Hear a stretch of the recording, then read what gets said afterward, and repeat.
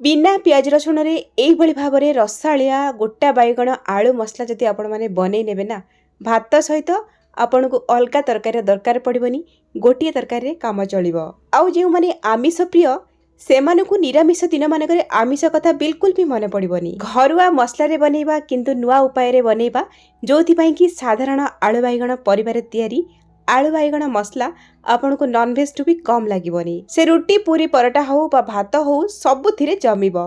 नमस्कार, लता गुड़िया किचन रे आपन समस्तंकु अनेक अनेक स्वागत। आज रे स्वादिष्ट गोटा बैगण आलू मसला बनिया पई एपटे देखंतु फ्लेम ऑन करके बसे गोटे कड़ई गरम हे गला परे सेथिरा आमे दबा गोटे बड़ा चामच तेल गरम हे गला परे आमे दबा काटी रखिथिबा आलू। एठी मु गोटे बड़ साइज रो कंचा आलू को चोपा बाहर करके बड़ बड़ खंड रे काटी की धोई की नेची। एबे आमे गैस रो फ्लेम को लो टू मीडियम करके आलू को हल्का हल्का कलर आसला पर्यंत भाजी नबा। तो आलू भाजी होला भितरे आमे चलंतु अलगा सब प्रिपरेशन करि नबा। तो एपटे देखंतु मु नेची 300 ग्राम रो छोटो साइज रो कळिया बैगण। तो एई भलिया छोटो साइज रो बैगण नेबे जहा कि तरकारी देखिबा को भल लागिबो खाइबा को भी भल लागिबो। जदि ए भलिया छोटो बैगण मिलुनी ताहाले आपण माने बड़ साइज रो बैगण नेबे आ ताको बड़ बड़ खंड करके काटि भी पारिबे। बैगण को काटिबा पूर्वरु प्रथमे बैगण को भल भाबरे गोटा धोई नबा। एबे आमे बैगण को काटिबा तो डेम्फरु अल्प टिके काटि नबा और तापरे बैगण को दुई साइड रु कट लगेबा जेमती आपण माने एठी वीडियो रे देखि पारुचंदी।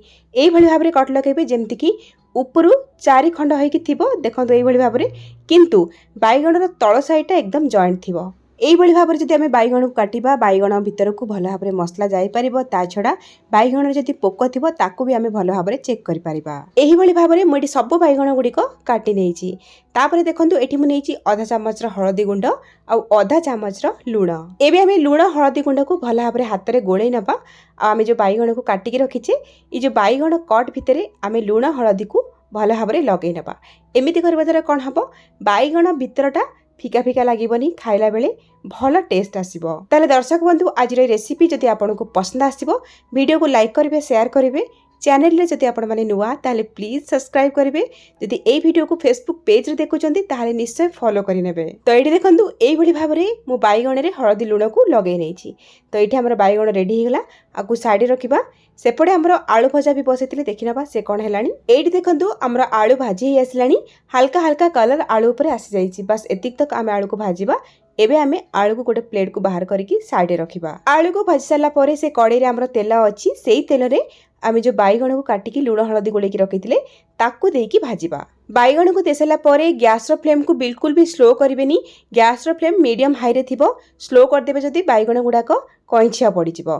प्रथमे 1 ରୁ 1.5 मिनिट आमे मीडियम हाई फ्लेम रे बैगण को एपट सेपट करके भाजीबा। 1 ରୁ 1.5 मिनिट हाई फ्लेम रे भाजी हिसला परे गैस रो फ्लेम को लो टू मीडियम रखिबा आ घोड़े घोड़े भाजीबा बैगण को।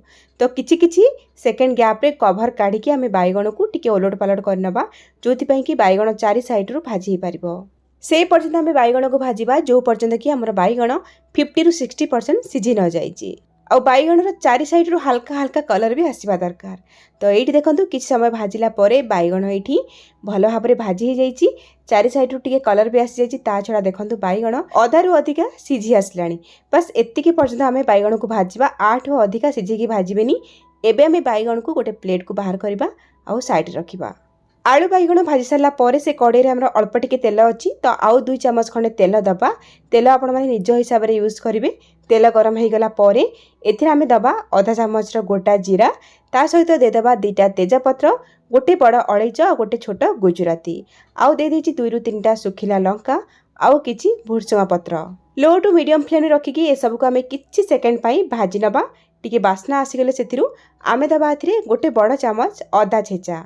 गैस रो फ्लेम को सेई लो टू मीडियम रे रखी कि आमे अदा को किछि सेकंड पई भाजी नबा। अदा को बिल्कुल पोड़ीबेनी। बस अदा रो गोटे बासना आसी जिवो सेई पर्यंत भाजीबा। अदा भाजी गला परे आमे एथिरे दबा टमाटो बटा।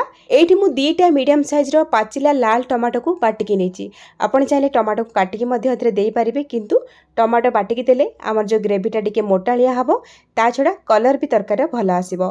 दे दबा आधा चम्मच रो हळदी गुंड आ दे दबा गोटे छोटो चम्मच काश्मीर चिली कलर पई राग न थाए एथिरे आ स्वाद अनुसार दे दबा लूण। गोळै नबा भलरे। एबे आमे गैस रो फ्लेम को एकदम लो करबा आ ये मसला को कसिबा।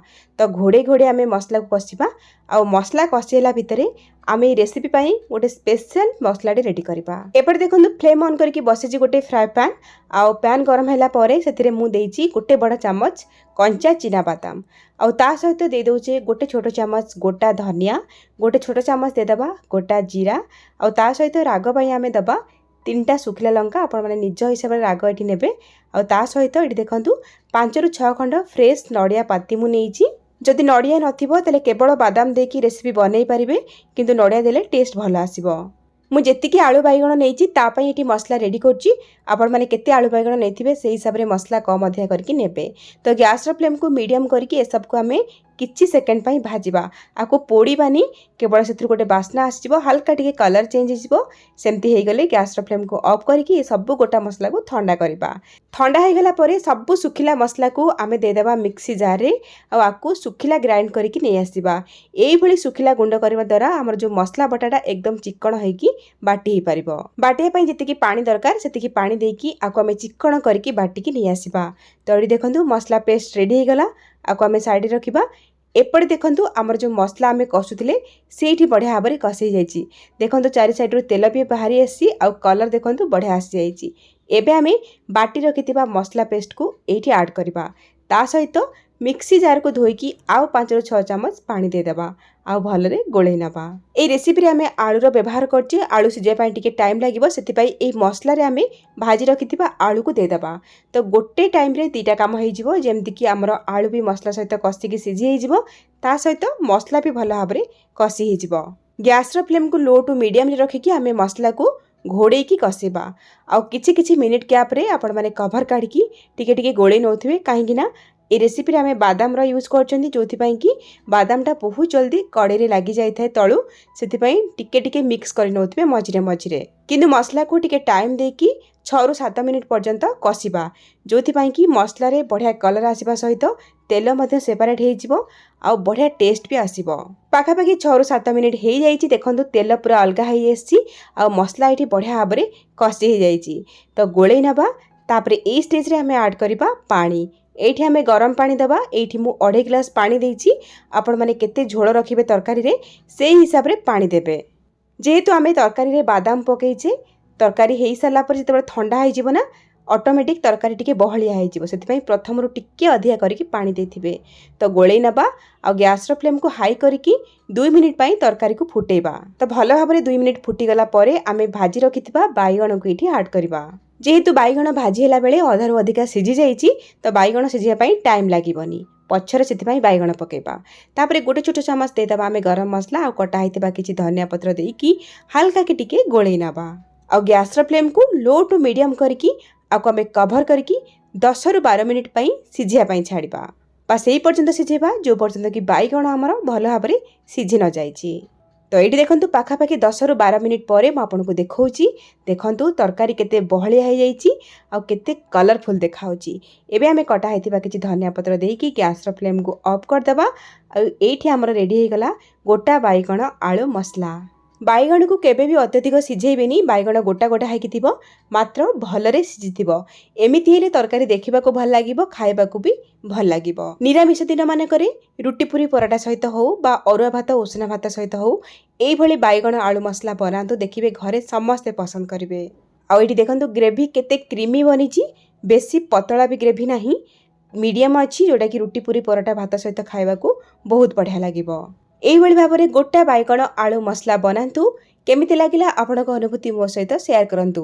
ताले आजि पई रहउची पुणी आसीबी आ गोटे नुआ रेसिपी नेकी। से पर्यंत रहिली नमस्कार बाय जय जगन्नाथ।